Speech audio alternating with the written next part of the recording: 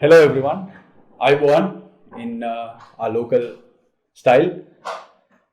How are you all? I hope all of you are well. So this is AZB here, Azman Branuddin, and this I'm bringing to you something completely new, something that I've been working on for quite a while now.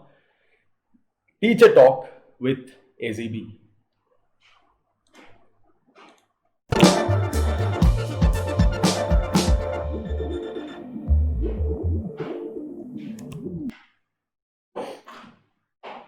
Right.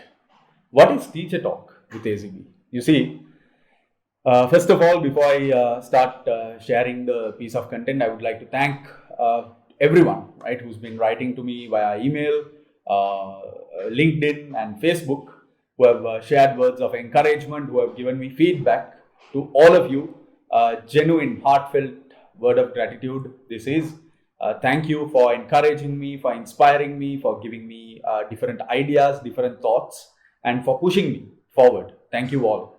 On that note, Teacher Talk is my initiative on basically talking to teachers. You see, pre-COVID-19, I used to do teacher trainings, right? I used to go and meet teachers and talk to them and explain to them my process and share my story with them as a sort of, some drew inspiration, some drew technical lessons of how to teach, etc. Just my experience. The problem with COVID-19 was I was deprived of doing that. I was not given the, the entire world is stuck at home, and from home, I was only able to connect with a few teachers who continuously just engaged with me and who worked with me. Other than that, I really miss it, right? I love talking to teachers. Every time I talk to teachers, I learn so many things. Yeah, just like how I share my decade of experience. Hold on. I hope all of you are regularly drinking water, right? That's important during these Corona days. So, in this series of content that I'm trying to do, based on a few suggestions and few ideas, is to basically explore the idea of teaching, right? Who teachers are, what teachers can do, how powerful teachers can be, how inspirational teachers can be. This is something that I'm quite passionate about. Yeah. So today's session, today's discussion, today's video will be based on this question. If you are a teacher, if you are a trainer, why are you a teacher or why are you a trainer? This is what we are trying to address today. Now, in addressing this, I can't speak for others. I can speak for myself. And speaking for myself, for me personally, the first and foremost, the most fundamental reason that I teach is for the money. Yeah. No. I have never ever done a class. I have never done a single class in my life for the money. Right? In fact, I have had so much trouble making money out of teaching. Only I know, and that a few of my close friends, other people in the industry know how hard it can be. The first and foremost reason I teach, I do teaching, I share my knowledge, I do training, I do coaching, I do mentoring, is because I'm passionate about it. Yeah. I quote Three Idiots. Rancho says, success ke piche nahi bhago, excellence ke piche bhago. Don't chase success, chase excellence. If you chase excellence, you will automatically, right? You will automatically gain success. So I don't really focus too much about success. I almost always focus about excellence and excellently teaching. Excellent delivering is something that I am quite passionate about. Now, take for example, during these online sessions, I have been able to conduct a few sessions, right? Almost all my sessions except one through a live, right? Through live Zoom. Zoom has been the main platform, other than maybe a few sessions that I've used Microsoft Teams and Google Hangouts on. Zoom has been the main platform where I've taught, and I have continuously been able to break boundaries and change and explore different ways of innovating and delivering it. And I'm not saying I'm the best. I'm still learning. I'm trying to continue. So why am I doing that? Why am I doing it right? Why am I doing it so? Because I'm passionate about it. Now, to prove to this, we have to go back to my humble beginnings as a teacher. What you're seeing on the screen is a picture from 2009. Okay, this is me erasing the board. This is in Afghanistan, which is an area that we label in our college, Kingswood College, right? My second mother. And this is a picture from 2009. I'll lay out the background story for you. What happened was, I was never in class, in school. I was never in school. I was in school. I was never in the classroom. I was never learning, studying, because I was engaged with so many extracurricular activities. So I was always busy. And we have this exam called the advanced level exams. And basically what the society, what the Sri Lankan community, society, our parents, our teachers, our schools, everyone has done is they embed this idea in our minds that A level, advanced level is the paper that will save you. This is the paper that will turn around your life. This is the paper that you have to, absolutely have to get through. And if you don't get through it, you're done for. You're fucked. I'm sorry, but I have to, kind of say it. So because of this genuine fear, we have to, we work very hard for it. You see students going through so much of shit to get through this exam. Not only students, even parents. Now, at such a time, I was never really busy. It was just my way.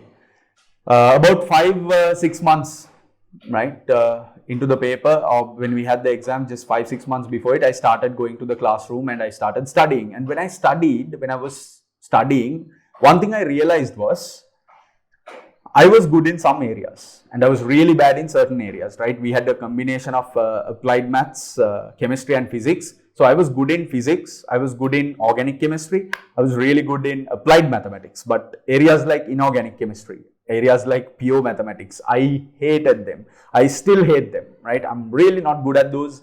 I don't want to learn those. I don't really want to spend time learning those, etc., etc., etc. So what I was passionate about, like Newtonian physics, I really loved, and I tried to go to the basics. So if you take something like physics, I was really good at it. Mainly because of my teacher, Professor Nimal Hettiarachchi, who is probably one of the best teachers I have ever met in my life, who has just changed my life in such a positive way. He used to charge $500 and has about 3,000 students right in front of him. And he delivers those 5 hours in a way. He explains complex ideas in such a simple way, complex physics ideas, in such simplicity, that any student, however weak you are, would get it, right? He is one lecturer, one teacher I draw a lot of inspiration from, even to date. Yeah. So, such a time, in the class, I realized in my class, my classmates, there were many who were going nowhere, right? Who were not really, getting the pass is really important, and they were nowhere near the pass. So what I did was, I pitched this idea that I will help by sharing what I know. And this photograph is a photo you see from one of those sessions that I used to do.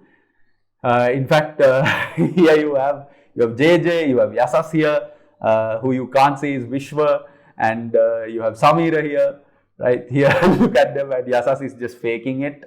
He's a brilliant student, he's now an engineer and entrepreneur. Vishwa, JJ, all these guys, and of course me. These are post classroom sessions where we are just, posing and having fun. So you see, I realized that, for me, it took some time later to realize that this was a profession and I could do it. This was just me trying to help my friends. And I can go one more. If you take a look at this.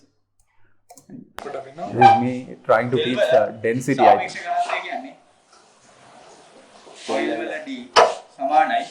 තෙල්වලදී වස්තුවක උඩුකුරු තෙරපුම. තෙල්වලදී වස්තුවක බෙදීම ජලයේදී උඩුකුරු තෙරපුම. ඇයි අපි එහෙම ගන්නෙ? උඩුකුරු තෙරපුම කියන්නේ. ඇයි?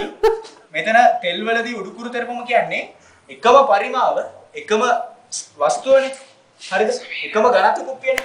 ඒ එකම පරිමාව හරිද?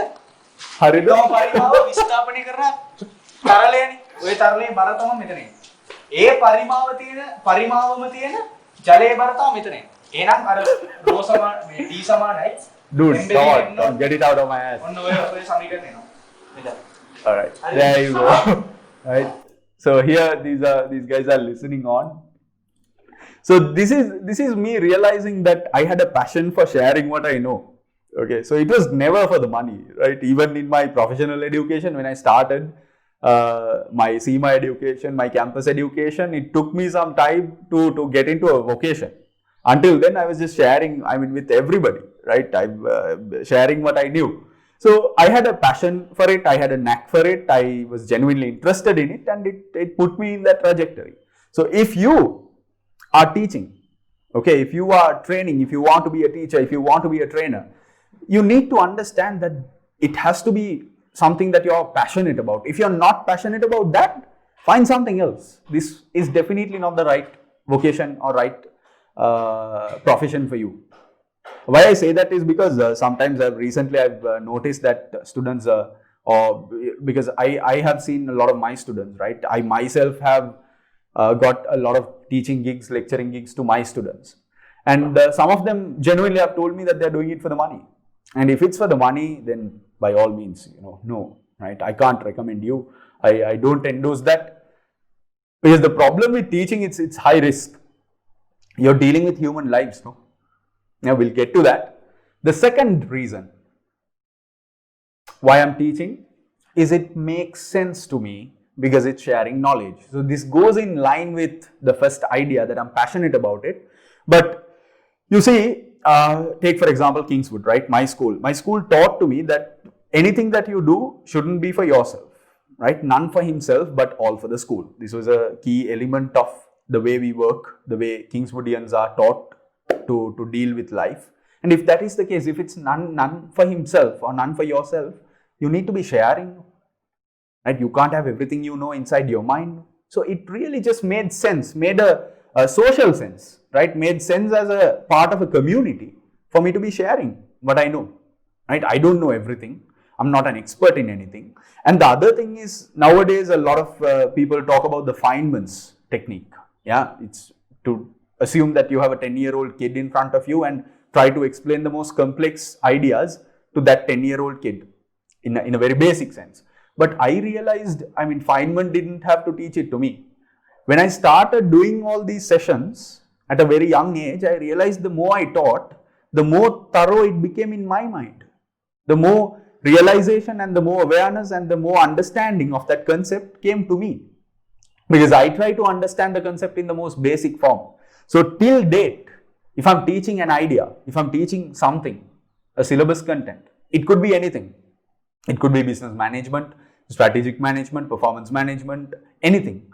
Whatever concept I teach, before I teach it, I try to deconstruct it to the most basic form. Because I should be able to pitch that idea to the weakest member in the class, the weakest student in the class. If that student can get it, it means that any student can get it. I do it because I had teachers. I was, like I said, I was not the most studious, I was not the most brilliant. So I had teachers who looked at me and thought, here's a kid who needs help. Here's a kid who doesn't get it, right? I had teachers who were very patient and who deconstructed an idea to the most basic form and communicated to me. And if that was done to me, why can't I do it to others? This was the thinking behind how it became a passion to me. So it really made sense. And then it shows to me how little I know, right? Teaching has kept me humble, right? As far as knowledge is concerned, in our religion, there's a general saying that says we only know this much, this much, very little. So if we know this much, there's so much to know, right? Okay. And say, for example, I've been teaching management, accounting and business management for such a long time. And after about 3 years of teaching, right, after about having done about 15-20 iterations of the same syllabus, one thing I realized is I didn't know management. Clearly, I didn't know management. I started teaching at a very early age.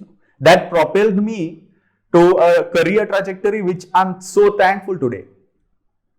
Right? That propelled me to get into entrepreneurship and start things, take initiative and do things and manage people and lead people. Right? And my school played a big part because I had already done most of these things when I was in school.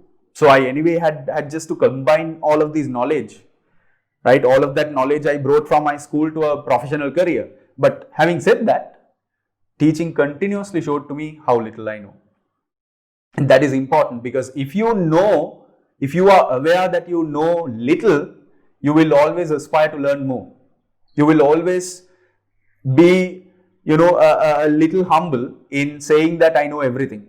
Be a humble in arguing things. Be a humble in conversations.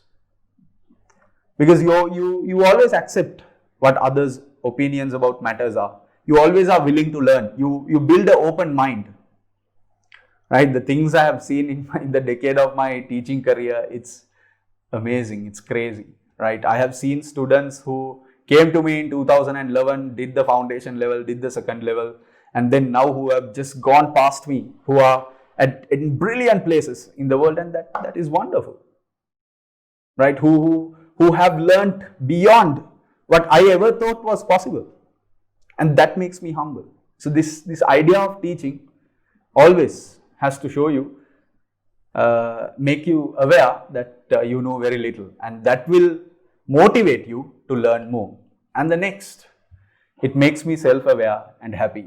That photograph I was showing to you, right? These guys, okay, I was having so much fun with them teaching in the classroom. When results came, right, all of them actually came and spoke to me. Every single one of them thanked me.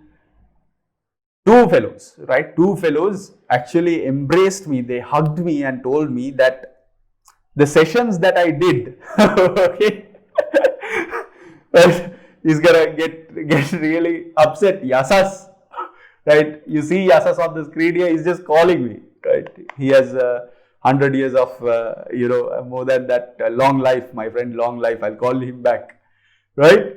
You see, the thing about that is, he hugged me and he thanked me and told me that even though the sessions didn't teach him physics, it taught him that this was not something tough, right? Seeing me, a classmate, in front of them just trying to explain these ideas, inspired them, made them aware that they are also able, because there is absolutely no difference between them and me.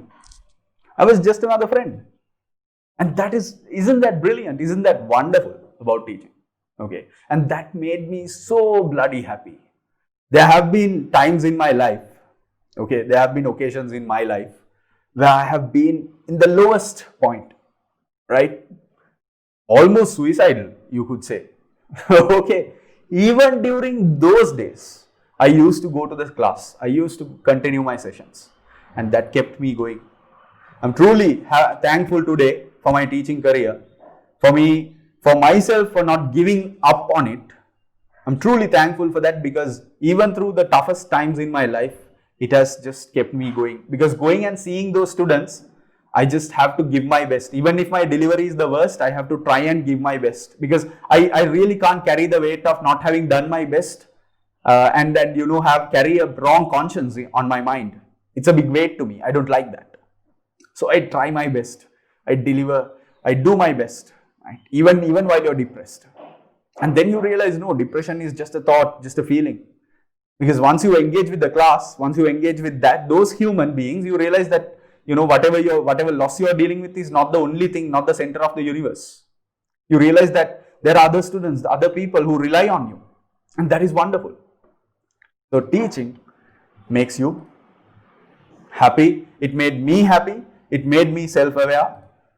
I'm sure it will do to you as well if you do it right. Okay? And it pushes me to crack the norms and boundaries. You see, something I've realized now, I have not only been teaching while my entire career, while I've been teaching, on the other end, I have been learning, right? I've continuously learned. At any point in the past 10 years, I have continuously been engaged with some sort of studies. And one thing I noticed with some trainers, some lecturers, is their content hasn't been updated, some in decades, right? The content is outdated, and we are living in 2020, and some content is just way back in the 1960s, 70s, 80s. And if you go to the internet and if you browse the content, you realize that they have been updated. There are updated versions of it. Some of them are different. So from a simple update of what you're delivering to now, even if you look at some of the texts that we use, even in some of the professional qualifications, some of the content is outdated. Right? Some chapters have not been looked at, have not been revised or rewritten for ages. So this is an issue. But that's okay. These are texts, no? Right? These cater to a mass crowd. And as a teacher, we have the responsibility, when we are thorough with something, we need to look beyond and crack the norms and boundaries. And that's what I mean here. Right? Which I have tried to do, I try my best to do continuously. And I hope this inspires you to do that. So first, of course, you have to be thorough with what you are delivering. And thereafter, you should be able to just innovate around teaching. There is so much scope to innovate. Okay, with the limited infrastructure. Now, I don't have a lot to work with here. Right? I had to come back from Colombo. And I had to set up my own version of these things. I haven't been able to travel. I haven't been able to engage with the human connection is something that I rely on a lot. But with the limited infrastructure, if you go to YouTube, you see how much teachers do with so little. It's very inspiring. It inspires me. So thank you for all of those who do it. If you're hoping to be a teacher, understand that you need to get the basics right. And if you get the basics right, after which there is unlimited scope for you to innovate. There are awards given to teachers for that. And finally, teaching and training and coaching and mentoring. I recently, quite happy to say that I recently became a mentor for the Oxford Brookes University as well. And I've had such a good time mentoring students there. It genuinely inspires me. Right? The vocation itself, the action itself inspires me. Right? What we do, the students who we are dealing with inspire me. Right? The power you hold. Right? Especially when you hear feedback. Now, recently I was in Colombo and I met a student of mine who had learned from me in 2013. This student called me and just came to meet me. And the things that he said, the way he thinks, genuinely inspired me. And his gratitude. It made me so happy. It proved to me that my genuineness in teaching gives me something in return, even if it's not the money. And trust me, if you're a teacher and if you do it right, if you do it for the right reasons, you will feel the exact same. Whether now I am near the equator, right? Whoever you are, whichever country you belong to, wherever you are from, it's the same. You hold the power in your hands to change the world through your students. And that is something you can do. Alright? So remember, success ke piche nahi bhago. Don't chase success. Chase excellence in teaching. Right? Now, I just finished my commencement session for the CIMA strategic case study a while ago. Right? And I'm truly happy. I had a good time. Right? And after which I just immediately thought, what better time than this moment to start doing this. I've sort of been putting this off. So here goes. This is why are you a teacher? I have explained to you why I am a teacher. And this is me trying to pitch to you that you have to find the right reasons. You have to find the genuine humane reasons to be a teacher. And if you find that, especially if you are passionate about it, right? There are so many benefits that you will ultimately have gained after a career of teaching and training. This is Teacher Talk with AZB. Anyone who's watching, thank you for watching. And also I would like to say that if you are a teacher, if you want to be a teacher, if you have any doubts, questions, you can email me. You can drop a message on Facebook or LinkedIn. You can connect with me through those. And I would also, a question I would like to pose is, if you are a teacher, comment in the below section. Let me know if, why you, right? I'd like to hear your stories. I draw inspiration from those. Why did you start teaching? How did you become a teacher, right? What was it that made you start this career, and how long you've been doing? Just share it with me, with all of us. I hope it gives inspiration, and we can ultimately build a community of good, genuine, passionate teachers who will definitely, right, from all corners of the world who can come together and who will, through our own branches of education, through our own lines of education, we will be able to support and build a high quality, a good quality system of, not a system, a good quality range of, high quality range of students. That's the idea. That's what I want to do. This is AZB signing out.